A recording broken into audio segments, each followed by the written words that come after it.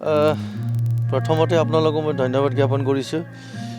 হয়, মই নিজে আহি খুবেই ভাল লাগিছে, কাৰণ এই কালচাৰ বস্তু মানে আজি যি দেখা পালোঁ, ইয়াত এজনী আমেৰিকান আৰ্টিষ্ট আছে, এক্টৰ আছে।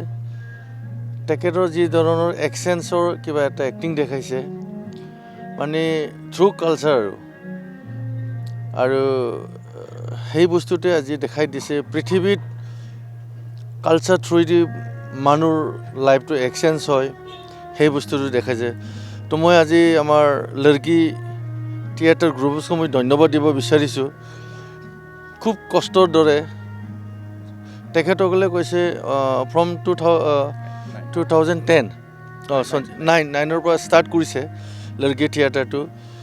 তো বিভিন্ন জেগাত তেখেতসকলে এই নৃত্যটো কৰি আহি আছে।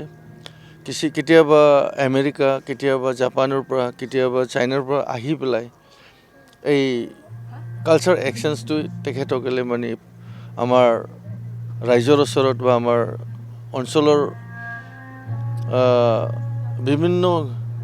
বিভিন্ন ডিফাৰেঞ্চ পাৰ্ট অফ কালচাৰ আহি পেলাই দেখাবলৈ চেষ্টা কৰি আছে। তো তেখেতসকলক মই নিশ্চয় ধন্যবাদ দিব লাগিব। আৰু আমি BTC গভৰ্ণমেণ্টৰ পৰা যিমান পাৰোঁ আমি আমাৰ চৰকাৰৰ পৰা যিমান পাৰোঁ আমি সহায় কৰিম আৰু চেষ্টা কৰিম আগবাঢ়িবৰ কাৰণে বা আগুৱাই নিবৰ কাৰণে চেষ্টা কৰিম আমি চৰকাৰৰ তৰফৰ পৰা। Thank U.